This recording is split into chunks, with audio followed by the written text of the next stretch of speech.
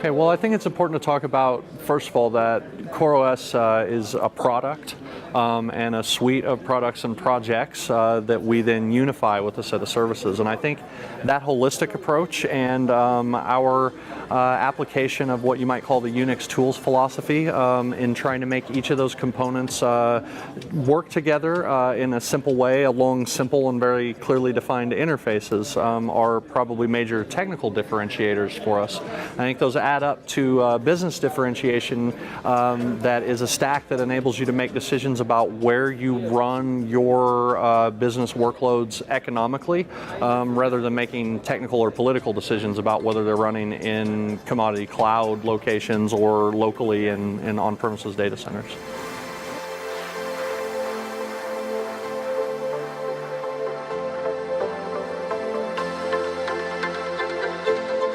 CoreOS was founded in 2013 by Alex Polvey and Brandon Phillips, our two co-founders, with a mission to secure the infrastructure that powers the internet.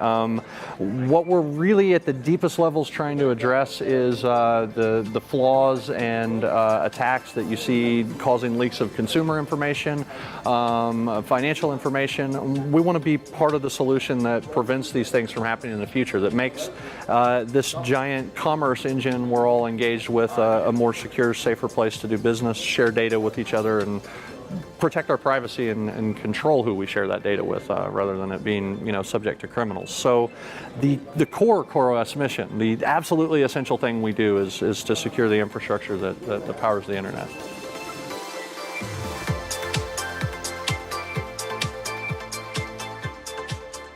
What we're seeing containers do in the enterprise is, to kind of go back to that, drive decisions about where applications are deployed along economic lines rather than technical or political lines. So we want to build systems that give common interfaces to these two potential deployment targets and enable management to make decisions about where those things run on criteria that makes business sense for the organization rather than for purely technical reasons might have formerly locked you in the data center for certain kinds of workloads.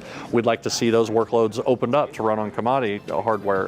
Vice versa, we're also trying to enable a whole new security story on that on-premises data center side and tie our software security features to real hardware validation of those security features. I think I may have lost your actual initial question there, but That's fine. Do you think we could try that again now? I would love to try that one again. Because I want to make sure that you're getting the... Yeah. Sure. I got a little off on that. That's all right. I'll repeat the question. So how are containers impacting upon enterprises? We see enterprises using containers to control the complexity of application production, development, distribution.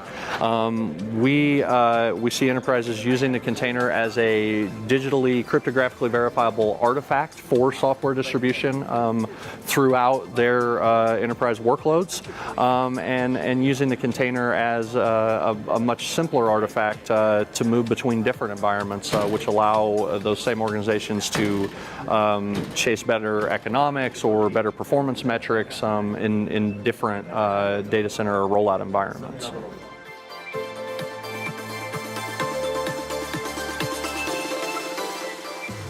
Our major challenge and the thing we go to work thinking about every single day is the continuing exposure of a weak security interface with a lot of very important data for a very large number of people behind that interface. And how do we improve the security of that interface? How do we seal that data away? And how do we give businesses tools to ensure, as they operate on larger and larger amounts of data, that they have validations, verifications, checks and balances all along their software stacks that control where that data is being used, how it's being used, and who can see it, who can access it.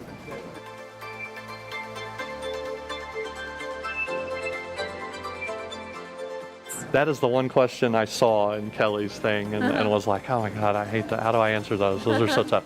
It's a really difficult market to talk about in 5-year time frames because it is extremely nascent. It's brand new.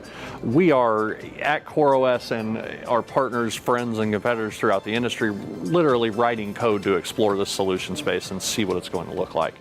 I can comfortably say that over the next 18 to 24 months, we expect there to be a pronounced story about what you might call a hybrid deployment model. In short form, the on-premises data center is here to stay, and it's not going away anytime soon. And we think that's going to be an increasingly important story for the industry over the next maybe a year and a half, 2 years.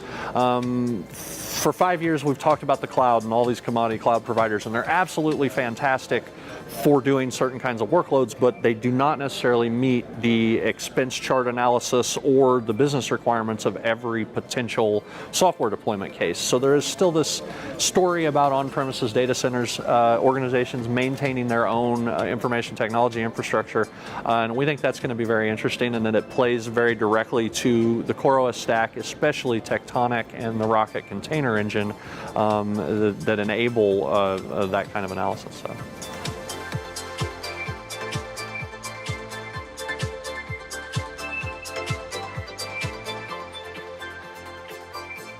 Key players at companies can analyze their existing software stacks and try to identify what requires persistent storage, what pieces fit well into a stateless containerized model, and that can get them on the path to using containers as an artifact that can speed software deployment.